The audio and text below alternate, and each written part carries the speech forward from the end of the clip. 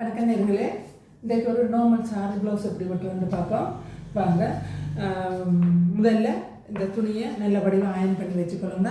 அடுத்தது இந்த ஓப்பன் பக்கம் உங்களுக்கு எதிர்ப்புறமாக இருக்கணும், மடிப்பு உங்களோட பக்கமாக இருக்கணும். சரியா?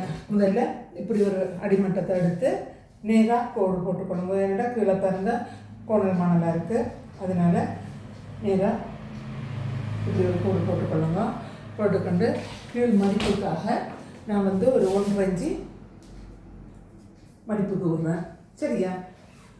ஓகே, மடிப்புக்கு விட்டுட்டேன். இப்போ பார்த்தீங்கன்னா இந்த பிள்ளைங்க உயரம் 12.5 என்றால் நான் 13 வைக்கிறேன். என்னடா ஷோல்டரில் 1/2 இன்ச்சு தையலுக்கு போகுமே, 13 இன்ச்சு. 13 இன்ச்சு கோடு மார்க் பண்ணிவிட்டு கோடு போடுங்க.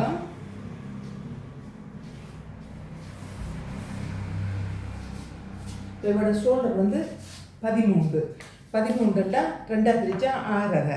ஆனால் இவருக்கு 6.5 வைக்கல, ஏன்னா டீப் நெக் வைக்க போகிறோம், 8 இன்ச்சு உயரம். அப்போ நான் 5.5 தான் வைக்க போகிறேன்னு. கழுத்து 1 இன்ச்சு குறைச்சிட்டேன்னு 5.5 வச்சுட்டு மார்க் பண்ணுறேன். மார்க் பண்ணிவிட்டு இதில் ஒரு கோடு போடுறேன். இது அளவு கோடு இல்லை. இப்போ இதிலேருந்து ஒரு 5 இன்ச்சு இறக்கிட்டு இதில் ஒரு கோடு போட்டுட்டு இப்போ இவட மார்பு சுற்றளவை நீங்கள் எடுக்கணும். யாரையும் எல்லாரையும் இப்படி ஒரு கோடு. இந்த கோடு அளவு இல்லை. காரணம் என்னென்னா இது நாங்கள் ஆமூல் எடுக்க போகிறோம். ஆமூல் சின்னதாக இருந்தால் கீழே இறக்குவோம், ஆமூல் பெருசாக இருந்தால் மேலே ஏற்றுவோம். அவ்வளோதான். அப்படி எடுத்தால் தான் உங்களுக்கு சரியாகும். சரியா? இவட மார்பு சுற்றளவு 32 4 பிரித்தா 8, என்னங்க 32. இந்த பாருங்க போட்டுட்டு இப்போ அவட ஆமூல் அளவு கீறியாச்சு. கீறினா இவட ஆம்பூல் அளவு 12.5. 12.5 6.25 பாருங்க.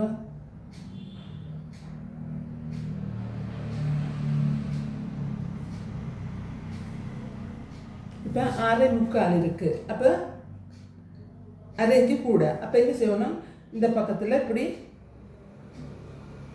உயர்த்திடணும். உயர்த்திட்டு இப்போ பார்க்கணும் எத்தனை இருக்குல்ல,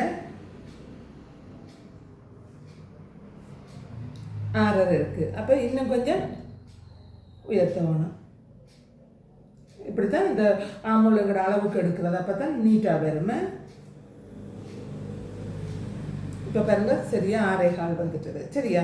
இதுதான் அளவு. அப்போ இது ரெண்டும் அளவு இல்லை. அப்போ அதனால இதை வெட்டி விட்டோம். இல்லாட்டா நாங்கள் மாறி இதுக்குள்ளே வெட்டிடுவோமே. அடுத்தது இதோட இடுப்பு அளவு 22. 22 4ஆல் பிரித்தா 5.5. சரியா? இப்போ இவங்க நான் என்ன செய்கிறேன்டா, சில வேளை உடம்பு வச்சா கூடிய கொஞ்சம் பெருசாக வந்தால் கூடிய பிரித்து விடலாம். அதனால நான் 1.5 இன்ச்சு தையல் வாசிக்கு விடுறேன் பாருங்க. சரியா? 1.5 இன்ச்சு விட்டுட்டேன். இப்போ நீங்கள் விரும்பினா டாட் போடுறோண்டா டாட்டுக்கு ஒரு 1/2 இன்ச்சு 1 இன்ச்சு கூட்டிக்கொள்ளலாம். சரியா? இப்போ இந்த பாருங்க, சரியா? பக்கம் 5.5 22 5.5. இப்போ இது பண்ணியாச்சுது. அப்போ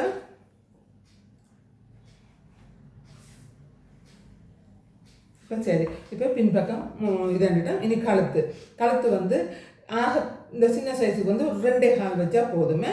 2.25 வச்சுட்டு 8 இன்ச்சு இறக்கம். அதே 8 இன்ச்சு இங்கேயும் எடுத்துக்கொள்ளணும். எடுத்துக்கொண்டு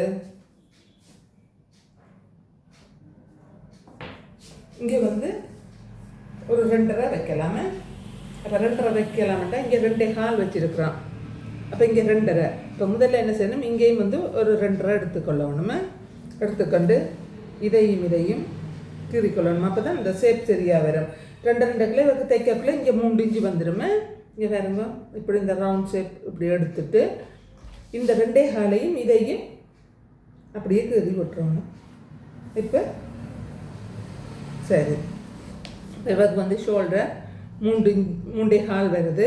அதில் 3/4 இன்ச்சு போனால் 2.5 இன்ச்சு தான் இந்த ஷோல்டர் இருக்கும். சரியா?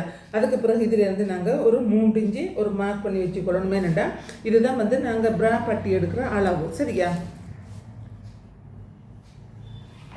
இந்த பட்டியை இப்படி கீறி விட்டா சரி. இப்போ இதை நான் வெட்ட போகிறேன். எப்பயும் கழுத்தை வெட்டி கொள்ளாதீங்க. கழுத்தை அப்படி இருக்கட்டும். இது நாங்கள் தைக்கிறதுக்குள்ள வெட்டிக்கொள்ளலாம்.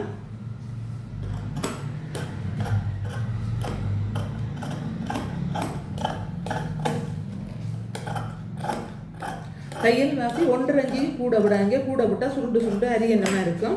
அதனால 1 இன்ச்சு அல்ல 1.5 இன்ச்சு. 1.5 இன்ச்சுன்னா இதில் 1 இன்ச்சு பிரிச்சாலே 4 இன்ச்சு வரும். அப்போ 32 இருக்குது, 36 இன்ச்சுக்கு இதை கொண்டு வரலாம. அடுத்தது வந்து நம்ம கை வெட்ட போகிறோம்.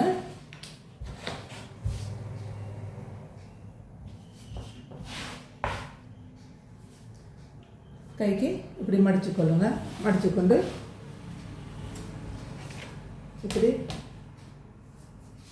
நேராக ஒரு கோடு போட்டுக்கொள்ளுங்க. அதுக்கும் ஒரு 1.5 இன்ச்சு மடிப்புக்கு போட்டுக்கொள்ளுங்க. இப்போ இவருக்கு கை உயரம் வந்து 6 கேட்டுருக்குறோம். அப்போ நாங்கள் என்ன செய்ய போகிறோம், தையல் வாசி 6 இன்ச்சோடு சேர்த்து 6.5 வைக்க போகிறோன்னு. 6.5 வச்சுட்டு ஒரு கோடு போட்டுக்கொள்ளுங்க. எல்லாம் கோடு போட்டு வடிவாக சரிங்கன்னா நீட்டாக வருமே. இப்போ இவோட ஆமல் வந்து 12.5 6.25. அப்போ நாங்கள் என்ன செய்யணும், அதில் 1 கழிச்சிட்டு 5.25க்கு நாங்கள் ஒரு கோடு போடுறோமே.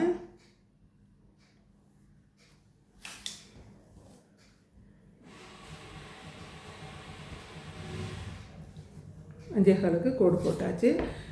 இப்போ என்ன செய்ய போகிறேன், இதுலேருந்து 2 இன்ச்சு இறக்குறேன்னு. இறக்கிட்டு அவரோட ஆமூல் அளவு 6.25 தானே, இதிலேருந்து 6.25 இங்கே மார்க் பண்ணிட்டேன். சரியா? மார்க் பண்ணிவிட்டு முன் கை சுற்றளவு வந்து 9.5. அப்போ 4.25 பாருங்கள், 4.25 மார்க் பண்ணிவிட்டு இப்போ எல்லா அளவும் நான் 1.5 தான் எடுத்து நான் சைட்டுக்கு தையல் வாசியெல்லாம். அப்போ இதையும் அதே அளவில் தான் எடுக்கணும். எடுத்துட்டு இதையும் இணைக்கணும். இணைச்சிட்டு இதில் ஒரு வளைவு கொடுத்து விடுங்க. சரியா? வளைவு கொடுத்தாச்சு. இப்போ இதில் இருந்து இதையும் 2 பிரிங்க. 6.25 வருதில்ல, 6.25 3 ஒரு பாயிண்ட்டை பாருங்க, 3 ஒரு பாயிண்ட். இதில் இருந்து ஒரு 1/2 இன்ச்சு எடுத்து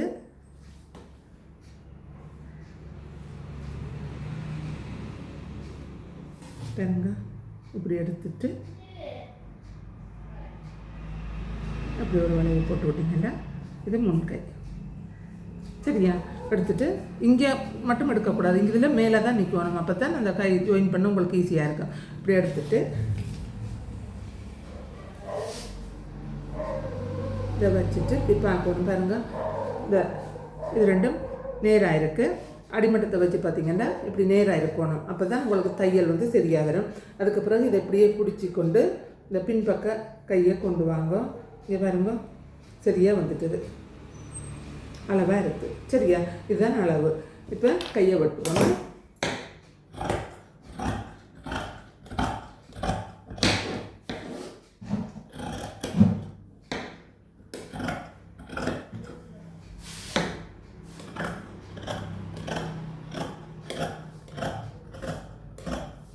கை எப்படி விட்டுட்டு சரியா, இதில் ஒரு மார்க் போட்டுட்டு